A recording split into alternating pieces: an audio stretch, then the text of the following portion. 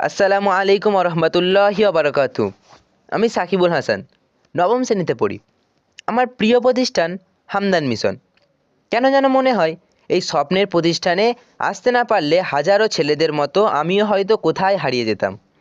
এই প্রতিষ্ঠানে আমার মাত্র 3 বছরের অভিজ্ঞতার কিছুটা আমার নিজস্ব লেখা ছন্দে ছন্দে আপনাদের সামনে উপস্থাপন করব। আশা করি আমার পিতামাতার মতো আপনাদের সন্তানদের ভবিষ্যতের সফলতার কথা ভাববেন আপনারাও। কবিতার নাম দিন দুনিয়ায় ভরা হামদান।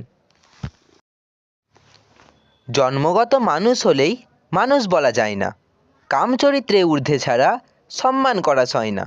শুধুমাত্র ডাক্তার কিংবা মাস্টারের মূল্য নাই, তার সাথে সাথে শিক্ষিত আর ভদ্র হওয়া চাই। জ্ঞান মানুষকে ভদ্র করে, এ কথা যে মিথ্যা। দিনী শিক্ষা ছাড়া মানুষ করতে পারে হত্যা। তাহলে এখন কি দরকার?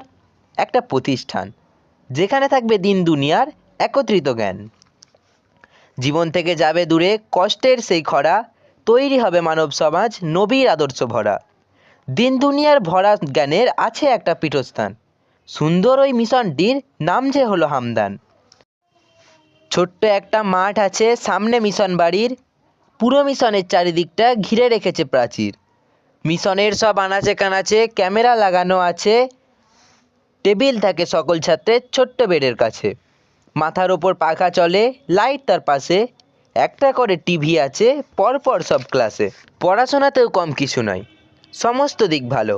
বিদ্যুৎ গেলে জ্বলে সেটা জেনারেটরের আলো। বাংলা ইংরাজি বিজ্ঞান ছাড়াও ধার্মিক দিক আছে, প্রতি ভোরে কোরআন পড়া জরুরি সবার কাছে। আরবি পড়ার সাথে সাথে ভাষাও শেখানো হয়, শিক্ষক মহাশয়ের শিক্ষাদানে কাটে সবার ভয়। ওষুধপত্র চিকিৎসকের আছে সুব্যবস্থা, অসুস্থতা তাই করতে পারে না কারোর খারাপ অবস্থা। 5 ওয়াক্ত নামাজ আদায়, ক্লাসের পাঠ পড়া, নিয়ম মেনে চলা এবং শিক্ষা অর্জন করা। ছাত্রগুলি রিহাই কাজ, ইহাতেই তারা বাধ্য। বেনিয়মে চলার মতো কারোরই নেই সাধ্য।